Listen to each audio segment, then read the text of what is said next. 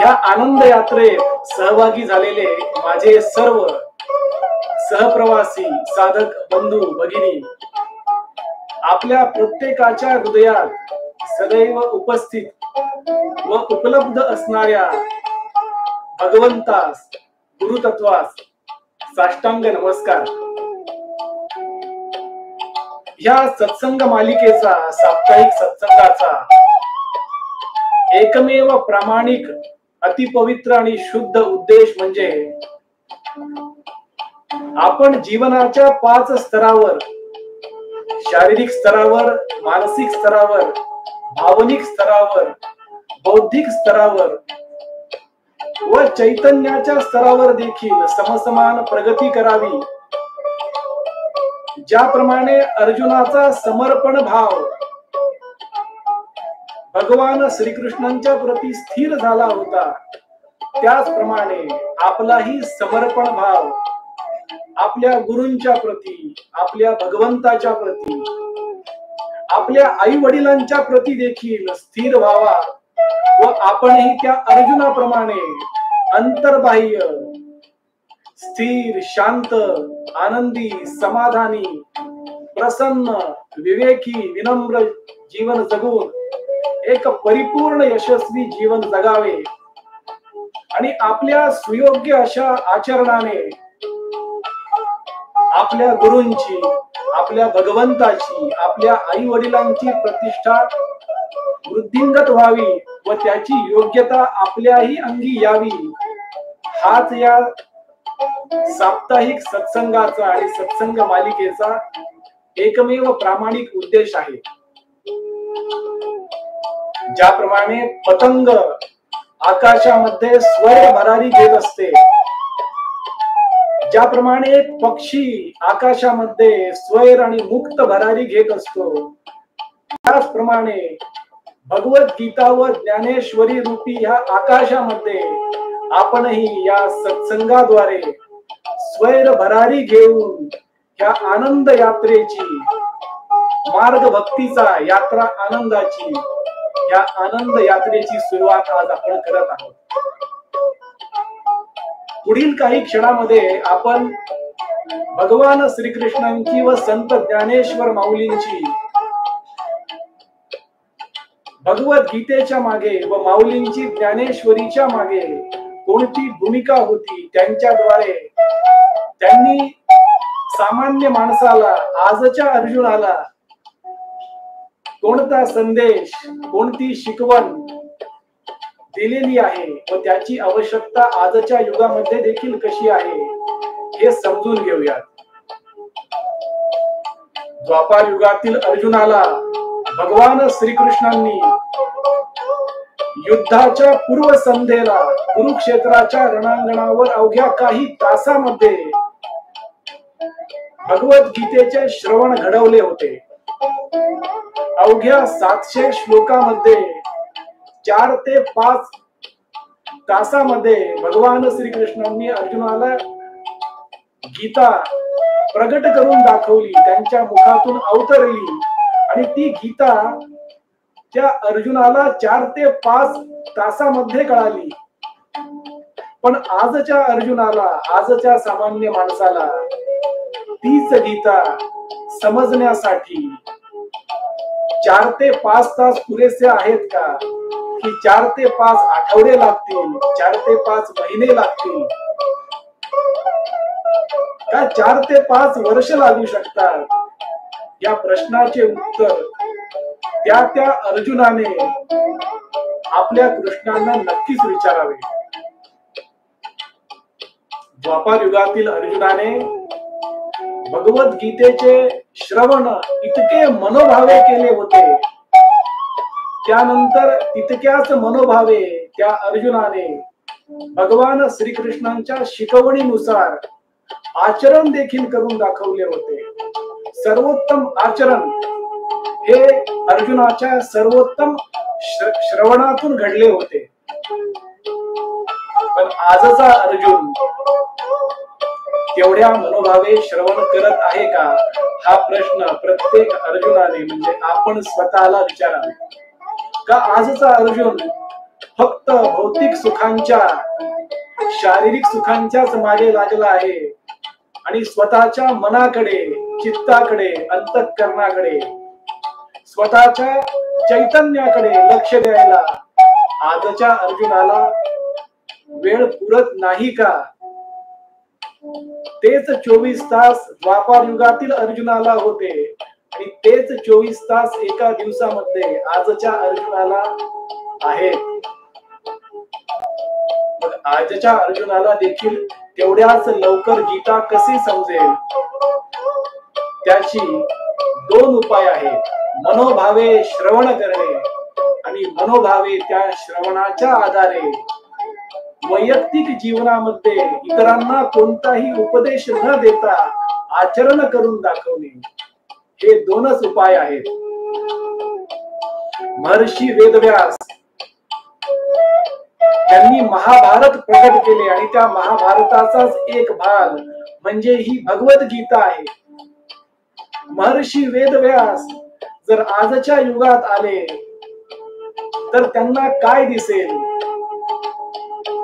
आदर्शापासून ढासळलेला समाज दिसेल का प्रभू श्री रामांच्या आदर्शावर चालणारा समाज दिसेल? सकाळी उठल्यानंतर आजचा अर्जुन काय करतो? भगवत गीतेचा एक श्लोक वाचतो, ज्ञानेश्वरीची एक ओवी अनुभवतो का सकाळी उठून वर्तमानपत्र उघडतो किंवा बातम्या ऐकतो? काय करतो आजचा अर्जुन? आणि वर्तमानपत्र आणि बातम्या किती ऐकावेत आणि त्यातून आपल्याला वैयक्तिक आत्मोन्नतीसाठी काय फायदा होणार आहे? हा प्रश्न आजच्या अर्जुनाला महर्षी वेदव्यास विचारतील का? वर्तमानपत्र किंवा बातम्या उघडल्यानंतर मन प्रसन्न होते का मन उदास होते? हा प्रश्न आजच्या अर्जुनाने स्वतःला विचारणे आवश्यक आहे का? हे देखील महर्षी वेदव्यासांच्या मनामध्ये येईल का? कारण वर्तमानपत्र उघडल्यानंतर आणि बातम्या वाचताना आणि ऐकताना खून, दरोडे, चोरी, लूटमार, भ्रष्टाचार अशा बातम्यांनी आजच्या अर्जुनाचे मन उदासच होईल. त्यापेक्षा महर्षी वेदव्यासांनी जी गीता सांगितलेली आहे भगवान श्रीकृष्णांच्या माध्यमातून आणि संत ज्ञानेश्वर माऊलींनी जी ज्ञानेश्वरी या समाजाला दिली आहे, त्यातील एक ओवी वाचली, गीतेतील एक श्लोक वाचला तर मन प्रसन्न होणार नाही तर काय होणार हो? असा प्रश्न महर्षी वेदव्यास आजच्या अर्जुनाला विचारतील का? आजच्या युगामध्ये विज्ञानाची नेत्र दीपक झेप घेतलेली आहे. तंत्रज्ञान, टेक्नॉलॉजी अद्ययावत झालेली आहे, पण त्यामुळे आजचा अर्जुन परिपूर्ण यशस्वी जीवनाच्या 5 स्तरावर, शारीरिक स्तरावर आणि भौतिक स्तरावर तर आजचा अर्जुन यशस्वी होताना दिसत तर आहेच, पण मानसिक स्तरावर, भावनिक स्तरावर, बौद्धिक स्तरावर आणि चैतन्याच्या स्तरावर आजचा अर्जुन तेवढाच नेत्र दीपक प्रगती करत आहे का? आणि आजच्या अर्जुनाच्या आई वडिलांजवळ त्या अर्जुनाला देण्यासाठी वेळ आहे का? आजच्या अर्जुनाचे आई वडील देखील सकाळी उठल्यापासून रात्री झोपेपर्यंत भौतिक सुख, शारीरिक सुखांची जमवाजमव करण्यामध्ये इतके व्यस्त आहे की आजच्या आई वडिलांना, आजच्या अर्जुनाला प्रेमाचे पांघरून घालण्यासाठी वेळ आहे का हो? हा प्रश्न देखील महर्षी वेदव्यास विचारतील का? त्यामुळे ह्या आनंद यात्रेच्या माध्यमातून, या साप्ताहिक सत्संगाच्या माध्यमातून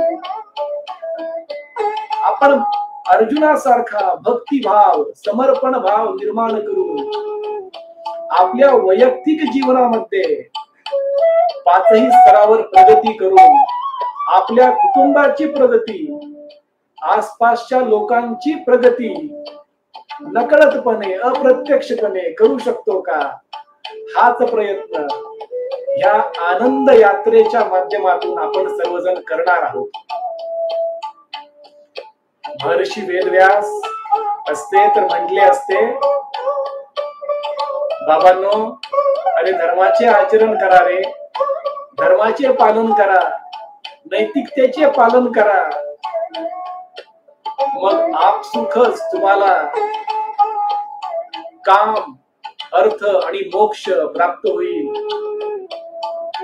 कारण भगवद्गीतेमध्ये जे 4 पुरुषार्थ सांगितलेले आहेत, धर्म, अर्थ, काम, मोक्ष, त्यातील पहिला पुरुषार्थ हा धर्म आहे. धर्माचे आचरण करणारा, नैतिकतेचे आचरण करणारा, कौटुंबिक जीवनात, सामाजिक जीवनात, आध्यात्मिक जीवनात धर्माचे आचरण करणाऱ्या व्यक्तीला इतर 3 पुरुषार्थ, काम, अर्थ आणि मोक्ष याचा विचार करण्याची गरज पडणार नाही, असे महर्षी वेदव्यास आपल्याला सांगतील का? म्हणून भगवद्गीता आणि ज्ञानेश्वरी हे 2 ग्रंथ जरी वेगळे दिसत असतील तरी एकाच नाण्याचे हे 2 बाजू नाहीत का हो? भगवान श्रीकृष्ण संत ज्ञानेश्वर माऊली नाहीत का हो? आणि माऊलीमध्येच भगवान श्रीकृष्ण आपण पाहू शकतो का हो? भगवान श्रीकृष्णांची भगवद्गीता आणि संत ज्ञानेश्वर माऊलींची ज्ञानेश्वरी असे काय विशेष वेगळे कार्य करते? ही इतकी वेगळी का आहे? गीता, ज्ञानेश्वरी करते तरी काय, हे आपण समजून घेऊया. आणि संत ज्ञानेश्वर माऊली यांचा भाव भगवान श्रीकृष्णांबद्दल, या इतक्या महान संताचा, अद्वितीय संताचा, नवे नवे भगवंताचाच भाव भगवान श्रीकृष्णाबद्दल काय आहे हे देखील आपण जरा समजून घेण्याचा प्रयत्न करूया. गीता ज्ञानेश्वरीचे महत्व आपण आता समजून घेतले, त्याचे वैशिष्ट्य समजून घेऊया. भगवान श्रीकृष्णांचा इतका आदर सामान्य मनुष्याला का वाटतो हे देखील आपण आता श्रवण करूया. गीता आणि ज्ञानेश्वरीचे वेगळेपण काय आहे? गीता आणि ज्ञानेश्वरी कुठल्याही एका व्यक्तीचा चरित्र रंगवत नाही. उलट गीता आणि ज्ञानेश्वरी सामान्य मनुष्याला त्याचे जीवन अंतर्बाह्य प्रसन्न कसे करावे, स्थिर कसे करावे हे समजावून सांगते. गीता ज्ञानेश्वरी मध्ये कुठल्याही चमत्कारांचे वर्णन नाही. गीता ज्ञानेश्वरी मनुष्याला पराधीन जीवन जगण्यासाठी प्रवृत्त करत नाही. गीता ज्ञानेश्वरी कुठल्याही प्रकारचे पारायणे, पुरश्चरणे किंवा मंत्राचा आग्रह करत नाही. गीता ज्ञानेश्वरी कोणत्याही तीर्थयात्रेला जा असा आदेश देत नाही, अनुष्ठाने करा सांगत नाही. गीता ज्ञानेश्वरी मध्ये कुठल्याही साधन मार्गाचा, विशिष्ट साधन मार्गाचाच उल्लेख केलेला नाही. त्यामुळे गीता ज्ञानेश्वरी प्रत्येक साधन मार्गाला, साधना मार्गाला, भगवंताची ओळख करून घेण्याच्या मार्गाला कमी लेखत नाही. प्रत्येक मार्ग एकसारखाच आहे असे गीता ज्ञानेश्वरी सांगते. गीता ज्ञानेश्वरी इतरांवर अवलंबून राहा असे कधीही सांगत नाही. गीता ज्ञानेश्वरी कधीही कोणत्याही प्रकारचे फतवे काढत नाही, आज्ञा देत नाही. फक्त सूचना करते की अरे बाबा, तू अशा प्रकारचे कर्म केलेस तर त्याचे कर्मफळ असे होईल. मग कोणते कर्म करायचे, कसे करायचे, केव्हा करायचे, अर्जुना तू तुझा ठरव. असे गीता ज्ञानेश्वरी सांगते. म्हणून गीता ज्ञानेश्वरी हा अनमोल, पवित्र, अद्वितीय आध्यात्मिक ग्रंथ आहे.